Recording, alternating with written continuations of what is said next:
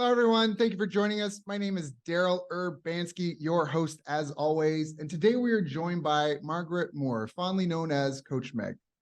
With a rich background in executive coaching, Margaret stands as the CEO of Well Coaches Corp and the chair of the Institute of Coaching. She's a trailblazer in the coaching world, having co-founded 3 significant organizations, including the National Board for Health and Wellness Coaching. Under her leadership, Well Coaches has trained over 15,000 health professionals across 50 countries, setting the gold standard in healthcare coaching. An accomplished author, Margaret has penned the renowned Coaching Psychology Manual and contributed to numerous articles and books. Her academic accolades include an MBA from Ivy Business School and a Bachelor in Science and Biology, both from Western University. Whether it's her impactful work at Harvard Medical School or her pioneering efforts in the biotech industry, Margaret's influence is undeniable. I've asked her to join us here today to share her story and help us all better coach each other. So Margaret, thanks so much for joining us today. How are you? Thank you, Daryl. I'm really good. Yeah, good. And it's an honor, pleasure to have you here. We've been having some fun discussions before the call. I was like, we got to hit record because this has just been a good talk. Now, before we even hop into any of that or coaching that, how did you even get into this? Do you come from a family of entrepreneurs or psychologists? What are you just blazing your own trail away from the family tradition, or how did this come about? I would say, my husband would say I'm a sport, and that's a biological term for if you've got a cornfield, there's one corn stalk that kind of is taller than the others. I would start by saying I think I'm a sport in the sense that I don't fit naturally into my family ecosystem, although I'm very dearly close to all of them. And I'm really a product of farmers from Ukraine and Russia. That's my one set of grandparents. And the others are Northern England, Scotland, and Ireland. And so I've got those 2 mixes. In fact, I just had my genes tested, the 23andMe. So yeah.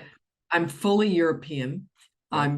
Both sets of families are farmers, both. And I was born on a farm. I went to a 2-room school. Not many people can say that.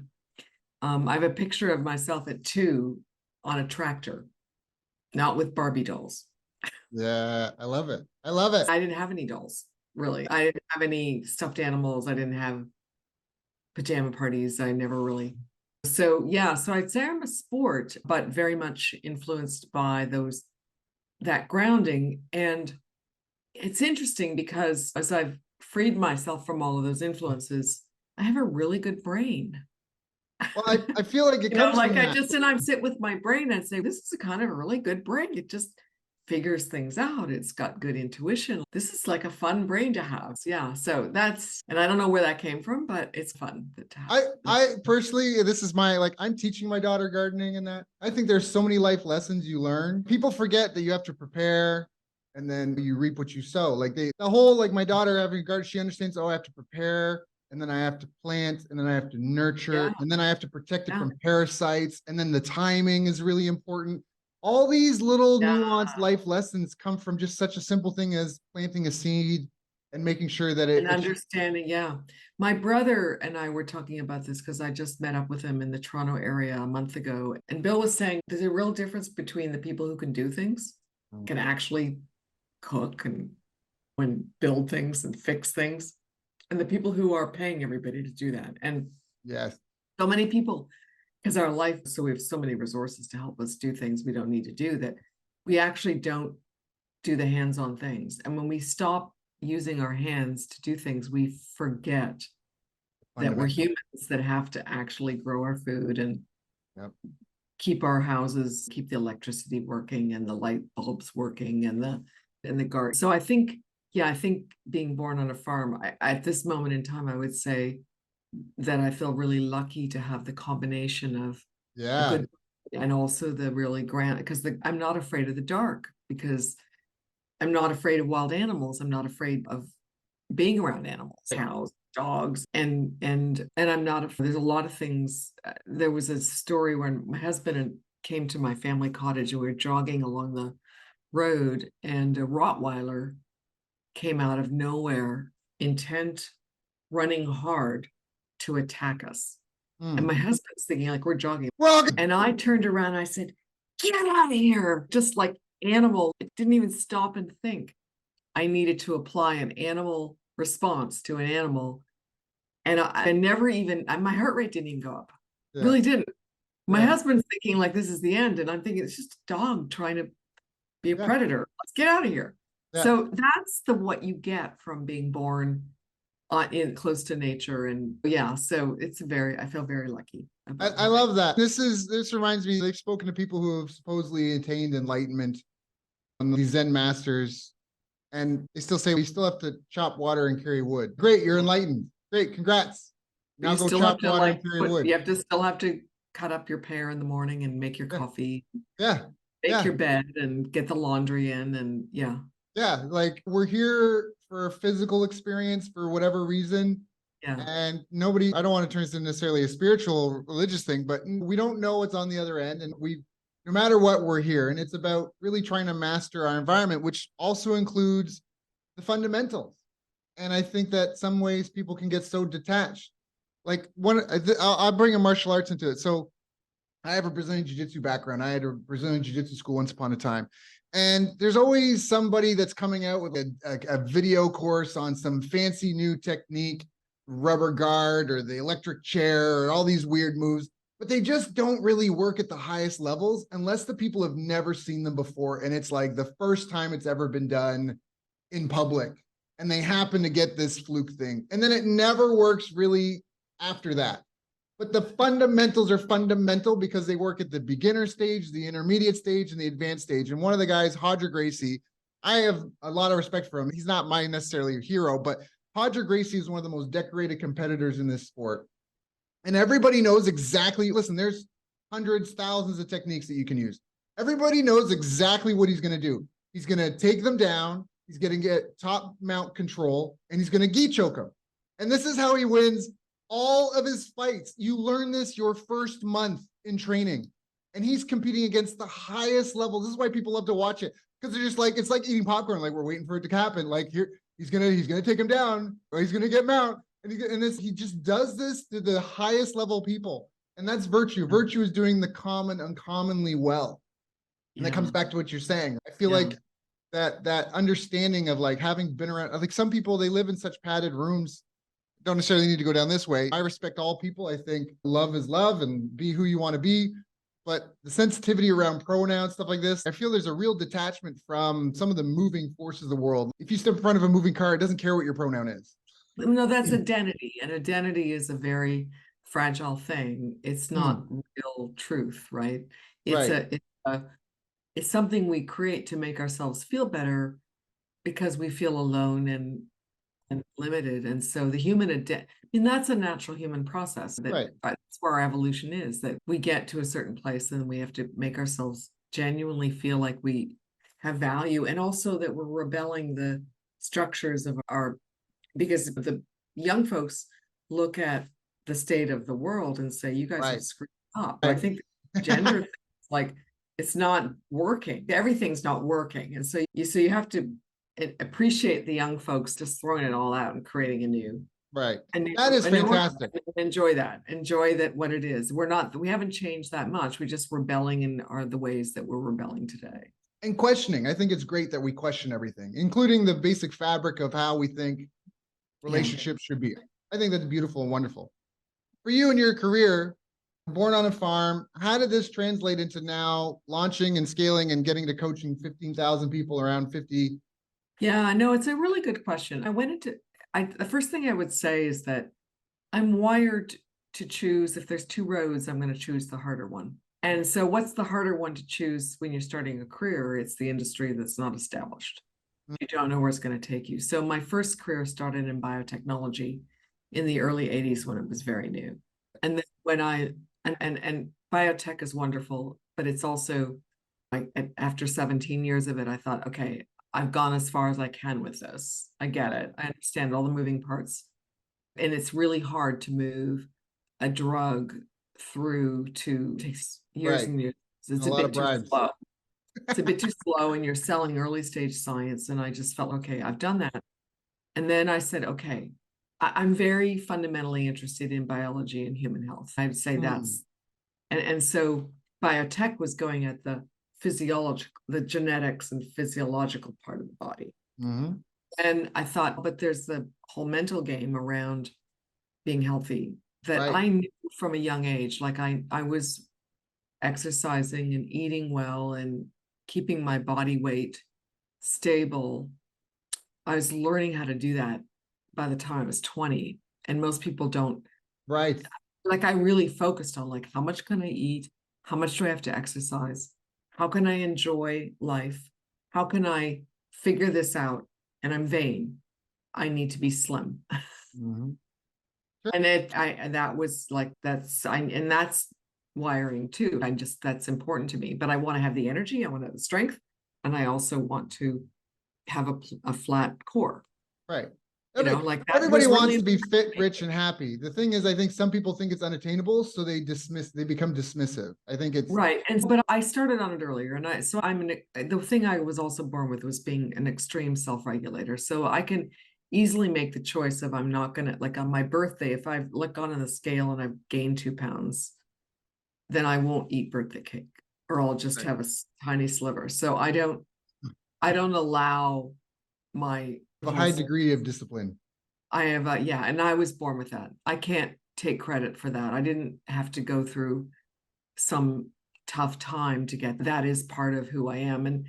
But also I appreciate appetite and cravings and one's mental game, and when do I gain weight, when do I don't. And I would say for a lot of my life I gained weight and lost weight, but I only was 2 pounds. I went up 2 pounds, went down 2 pounds.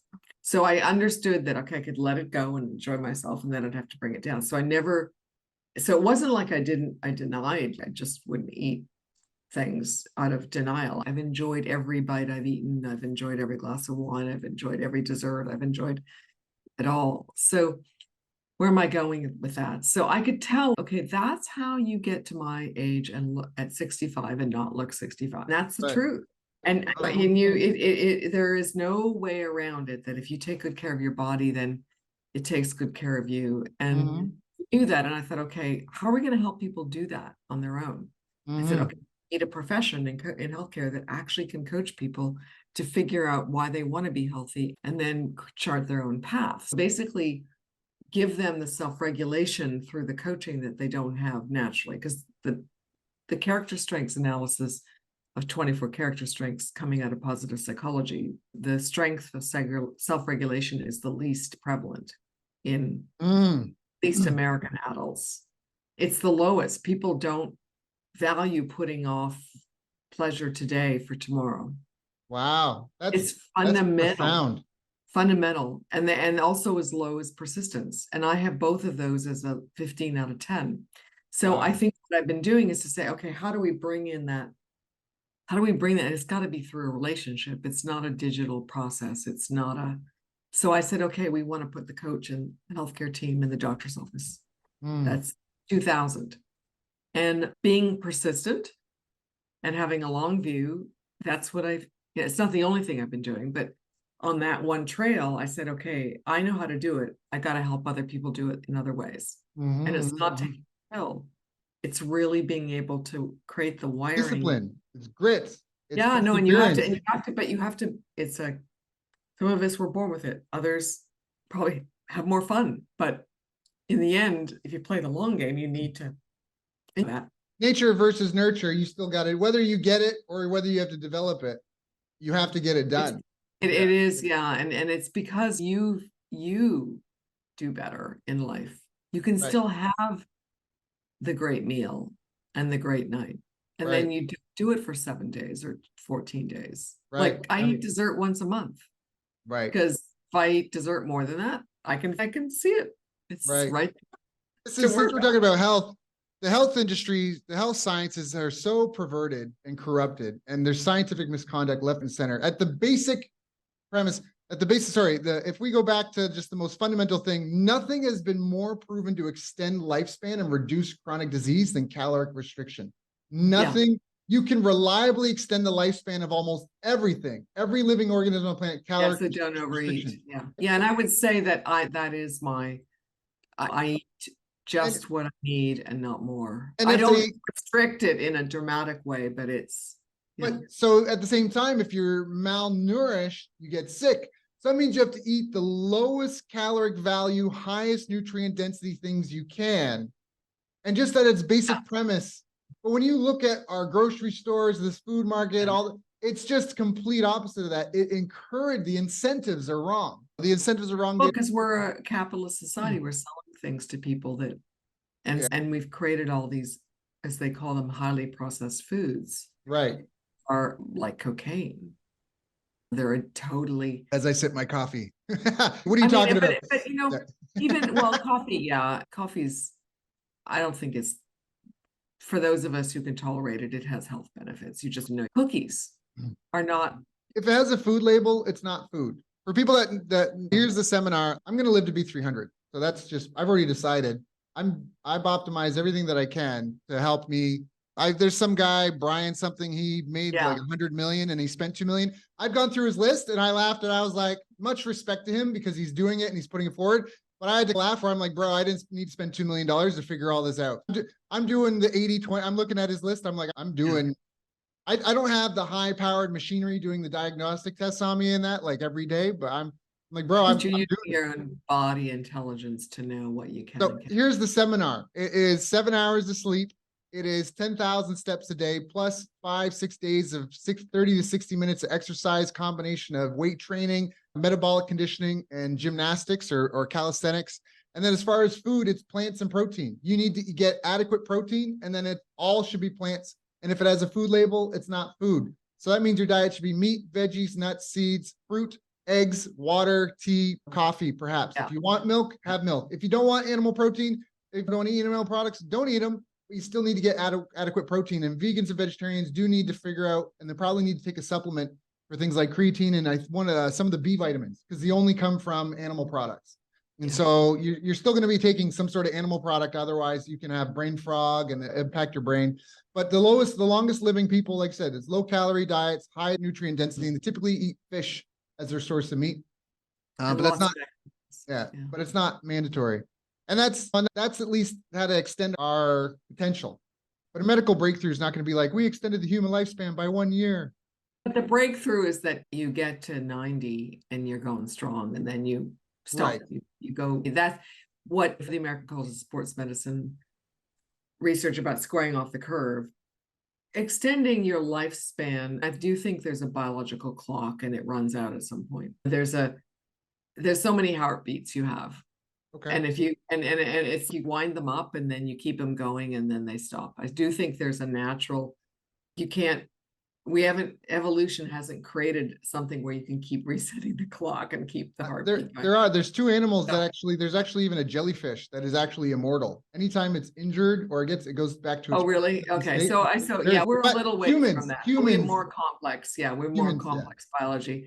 But what you want is to just feel great until you don't, and you want to then, and that's squaring off the curve. So the long decline, you don't want this long decline. You want to go health span versus lifespan. It doesn't matter when that is. It could be 92. It could be 102. It doesn't matter. The body stops, and that's what we're doing. We're trying to make the most 100% of our lives until the clock stops. I'm going to be at my best shape, like a completely fit, functional 30-year-old.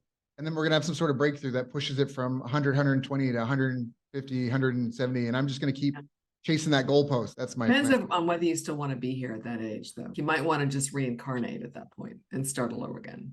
Maybe, but nobody knows. Fear of missing out. I got fear of missing out. Wait for another 40 years and see what you think. I'm going to be dead for a lot longer than I'm going to be alive. Hey, who knows? And I'm making up for a lot of mistakes I made as a youth. Okay, that's your story. Okay, that's the story. No, I'm kidding. But hey, so let's talk about this. That's obviously a big endeavor. Being able to say you've trained 15,000 professionals in 50 countries around the world. What were some of the biggest challenges that you faced in doing that? How did you overcome them? It wasn't tough. I think the thing was we built a really good foundational way to train people to be able to shift mindsets to a place of growth. That's okay. I'm not just living, I'm growing. My neuroplasticity is as fast as I can make it to happen, as fast as I can. And what I would say that means to me is you take whatever is creating discomfort and tension in life and you turn it into or integrated, as the psychological term would be. You turn it into growth. That even if your body's declining, which it does, your mind is not. Right. The two are really different in that way. Like consciousness and the evolution of our complexity of thinking and our wisdom and our ability to. And so coaching is really about helping coaches help others process their life experience and turn it into health and being and their best. And it's Sounds so very stoic. I mean, talk about because that is like the obstacle is the way. Yeah, I resonate with that. You turn, it's a very good point. And that isn't what every coach thinks about. But remember, I told you that I've always chosen the hard road over the easy road. Yeah. And as a coach, my job is to help people pick the hard road. Right.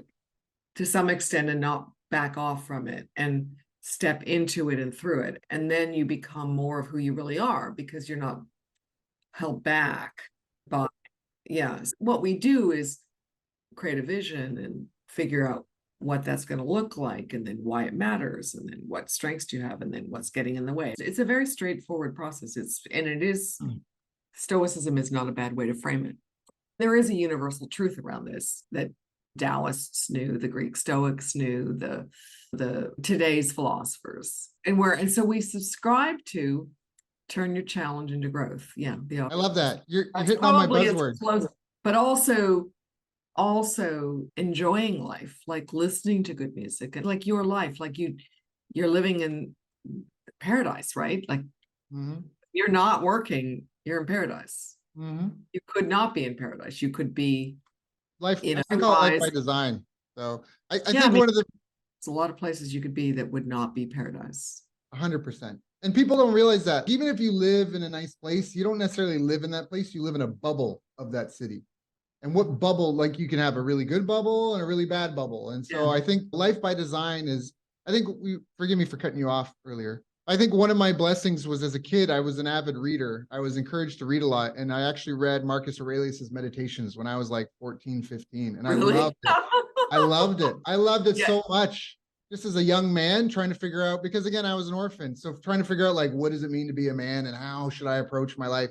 Yeah, very cool. Yeah, isn't that funny you connected with an ancient Greek philosopher at such a young age? Yeah. And you mentioned Taoism. People, if they ever ask me what religion, I always go, if I had to pick, it'd be Taoism, just because it makes the most sense and it's compatible with everything for the most part. And I love those. So what would you Taoism and coaching, when I was in China delivering a training a few years ago, there was a Tao master in my group, and there are very few of them. And we started a conversation and had dinner every night about how what I was teaching was Taoism and that I was really Taoist and we'd worked together in a past life. And, of course, I'd never really heard of it. But he said, this is what you're doing because I have this multiplicity of mind. We have this autonomy flow. He said, everything you're teaching Taoism. Do you realize you're teaching Taoism? And that was actually reassuring because I hadn't found any. I didn't make it up. I was just tuning in because Taoism is different in the sense that it's about leadership more than other spiritual traditions. And it really is about leaders and it's about leading, but also leading is actually stepping back and letting it potential. The duality. But also there's moments, I think this is resonant with Taoism. Sometimes you step forward to lead and to open the flow, and sometimes you step back and sometimes you go sideways. There's lots of places and you just need to know, where do I need to be? But you're still thinking further ahead. Right. Leadership is just simply seeing further ahead, then being able to bring people with you. And that means it's 3,000 years old. Well, it's more than that. And that's cool. We're not inventing anything new. Right. When you read Old English and Shakespeare, it's way more clever than what anybody's writing today. In some companies, we've gotten dumber, not smarter, not in some respect, 100%. And we just don't have the ability to create the classics. There's no classics today. It's just you just don't see it. And it's partly because you can't make a living doing these things either. It's not even that, because there got to be people that could be like Shakespeare. Right, but the way we designed people must still have those skills, but they didn't just disappear. But where did they go and what are they doing? And Yeah. So what do you believe are some of the specific skills or behaviors that are most important for a business person, entrepreneur to improve or develop? I think we maybe alluded to some, but to really hit the nail on the head. okay, for entrepreneurs, I do think that entrepreneurs are probably wired to see opportunities that others don't see. Take a Bill Gates or Steve Jobs or Elon Musk. They are seeing how to put things together ahead of other people. And so you either have that or you don't. And I don't, maybe it can be, maybe if you go to the right Montessori school and you get the right education, you've got that. But I do think we're generally, some of us are wired to fit in, and some of us are wired to break the norms. Mm-hmm. And the great thing about being in the United States is that this country, and you and I are both Canadians, this country draws the people. Yes. That because it's a big market, and it really is, for all its flaws, Yep. it's still a place where you can hang out with world-class people, Oh entrepreneurs. yeah. It is still really, as a business person, I felt like I had been running a marathon with steel toe boots all my life in Canada. And then when I got to San Diego, it was like all of a sudden somebody gave me running sneakers. And I was like inviting, no, it's a sense of, yeah. No, it's really, and it's really real. So the first thing is just to know that's who you are. And that's how you thrive. You thrive with constant risk and threat, which means you just can handle more, but also you don't have the roadmap there. And a lot of people need the roadmap. Mm-hmm. You have enough confidence that you'll wake up every day and you'll figure out the next step, and that's all you have to do. But you've got the vision. So I think you have to know that's you. And then from there, you've got to figure out how to read every moment without enough data and make a decision. So you're leaning on a data and a lot of whatever you want to call intuition, but it's reading. That's where Taoism is helpful, because there's this Zen and the Art of Motorcycles. There's this idea of the metaphysics of quality. There's the right move that will move forward. And if your ego's in the way, or you're afraid, or your spouse isn't, if you've got a life and you can't tap into, then you trust that you can discern the next step, because that's all you've got. And you're going to have surprises. So the first is that you just know you can see further ahead. The second is that you can clear the noise and see the next step. I love that. What are some of the, sorry. Yeah, those are two biggies. What about habits? What are some of the habits? So then you have to, then what do you need? You need a high-performing brain and a high-performing body, because you're going to go through weeks where you can't sleep, and you're not sure whether you're going to make payroll, and you're not sure that you're going to, the universe doesn't reward for entrepreneurs anything but extreme stress. I hate to tell you that, but you don't get to be strong as an entrepreneur unless you have to go through the fire. And so you have to have the physical strength. Okay, you can party a little bit, and maybe some can party more, but you got to be fit, mentally fit. Well, when you're not working on your business, when you're not working to make your products and services more excellent and to help, and you're working to recover. Yeah, when you're not doing it, your competitors are. And then you have a little bit of time to let your hair down and have an extra drink or glass or whatever you do. You have to have that, but you can't. But you still have to wake up the next day and it's whatever 5 or 10% of the population that has a combination of the vision, regulation, discipline, persistence, and just can keep going. And I'm distinct because I'm one of the few people that is not flipping companies. Set a long journey, which is more like 20, 30, 40 years when I started coaching. I'm going to turn this into major forces of change in the world. And that's different than the typical entrepreneur. So I would say I'm not exactly typical. So what I would say to folks who are like looking at the ecological disaster of humans in our environment, you got to know that you just set your compass and you do everything you can do, plus the days off when you can relax and have fun and just enjoy the pleasure of being human, because you can't push ahead unless you enjoy the music. You just can't. We're human. We need pleasure. We need to have joy and contentment and moments. But then you focus on, okay, 40 years, I'll look back, my legacy is I made it. And that's where I'm a mix of entrepreneur, but also social cause. And I think in many ways I resonate more with your generation than mine. Just wanted to make enough money so they could have a lot of raise families, do all that, but then they're done, retired. And I will live a long time, not because I get to retire. I don't think I'm meant to retire. I'm meant to keep role modeling what it means to be a productive, contributing person till whatever. And that means that I'm not going to live on a golf course. I know that. I'd like a little less. So I'm a very particular type. And I think maybe through your podcast, there are other people out there in the younger generation. I'm more like that, which is okay. I'm in my 20s and the world's falling apart. You don't have to look very far. It's really hard to be optimistic about the human race right now. It's really hard. That's why there's all this depression. So you have to say, okay, I'm going to set my compass and I'm going to take care of myself. And I'm going to do it day in and day out. And I'm going to do it. And then in my case, 25 years later, on one agenda, okay, getting something done. But it's a long game. Yeah, I love that. For one person in a lifetime, it's a long game if you want to change the world. It's not going to happen overnight. Yeah. It just doesn't work that way. Yeah. No, not at all. And I think that's a great message, that play long-term games with long-term people. You need to have a high-performing brain and body, that you need to thrive with constant risk and threats, but have no roadmap. And as the entrepreneur, your job is to create the roadmap for your team, because they don't, like a lot of people knew this, that if they didn't need you to give them a roadmap, they would have their own business. A lot of people don't understand. If they didn't need to be coached, if they didn't need to be managed and supervised, they would be doing it on their own for themselves. That's what a lot of people don't get. And it's nothing wrong with that, because if we were all like, you and me, that wouldn't work either.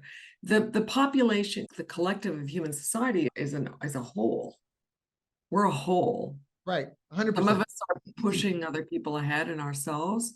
And we know, like the entrepreneurs of the world, we're not going to get to unwind until our bodies and minds and the world doesn't want us anymore. I retired in my early 30s and it lasted a week, maybe 2 weeks, where I'm just like, you need purpose and meaning. And instead of just waiting around to die, that's really, I think that's a real thing. And no, I think the one other thing I want to add, because you can relate to this, is that I do think those of us who weren't born into wealth are very different than the folks who were. Oh, 1,000-fold. Because if you're always comfortable and you always have what you want, and there's always you have a credit card at age whatever, and you never know what it means to aspire to get out of what you don't like about where you're at right now. That is as much as we'd all like to be comfortable and live on a yacht and travel all over, that's not what's satisfying. When you talked about Taoism, it's understanding that things are cyclical, that there's action with inaction. And the Chinese talk about going to China. Chinese have a saying, you can't keep wealth past 3 generations, because the first one struggles to survive and earns it. The second one witnessed their parents grind, respects where they came from, preserves it. And the third one knows nothing but luxury and squanders it. And I feel like that's what we're witnessing with the West right now. In 1816, Britain became the world superpower, taking it from the Dutch. In 1916, around then, the United States took being the world superpower from Britain. And now here we are, 2023. And a lot of people, I'm outside of the Five Eyes news media bubble, and a lot of people on the other side of the fence are going, there's a lot of moral, intellectual rot happening and political rot happening, and a loss of mutual values, whether it's because there's no religion, there's just not a lot of agreed upon outcomes, that people are working in unison towards. And so we're not working in unison. That's exactly it. So, but hopefully this message, this video, this interview reaches some people. And I do want to be respectful of your time. Is there anything I haven't asked you that I should have asked you? I really appreciate that this has been more of a philosophical conversation than what are your business metrics and what did it take to get to this day? Because you're basically asking the deeper questions of what matters. And what would I say if I had to, I'd still, you've heard this quote before. I think even Clint Eastwood has said it. The challenge when you're really purpose driven and you will overrule pleasure for purpose is that as much as there's a lot to do, and I think in the last 10 years, I've given up some basic pleasures like cooking and listening to music and playing the piano and that and hiking mountains. I can feel tearful about that. And it's true that I don't know that I could have done what I've done if I had not cut back on the things that were like when I lived in Vancouver in Canada, I hiked or cross country skied every weekend. I didn't work on the weekends. Now my weekends are just about recovering enough to keep working on the weekends. And so when I take a Saturday off, it's not because I want to just go have fun. It's because I got to rest because I have a full work day Sunday. And I don't regret that, but I really don't. But I would say, and I do this, juice life. So the humans have the ability of great pleasure and enjoyment of small things and small pleasures. And don't overlook that. Even in the worst days and the darkest moments when you're really stressed, fuel your tank with some just pleasure that's just pleasure. A lot of people live like that, so that's not really going to help them. Those of us who are so purpose driven that I've worked harder in this last 20 years than I ever did in my other career. I've never worked harder for myself. And it's not because nobody's making me do it. It's totally self-driven because I found my purpose and I see the meaning of it. And I in a way, this is like note to self. And I do take I make sure my hair is cut and I've got nice jewelry and I do it. But that's all I would say is make sure you enjoy being human. It's really good and it will end and it really will. And I know where you live, you are enjoying, like just soak it up. And then life by design. That's right. I love it. Great message. If people want to learn more, go to wellness coaches. Coaches. Oh, sorry. Thank you.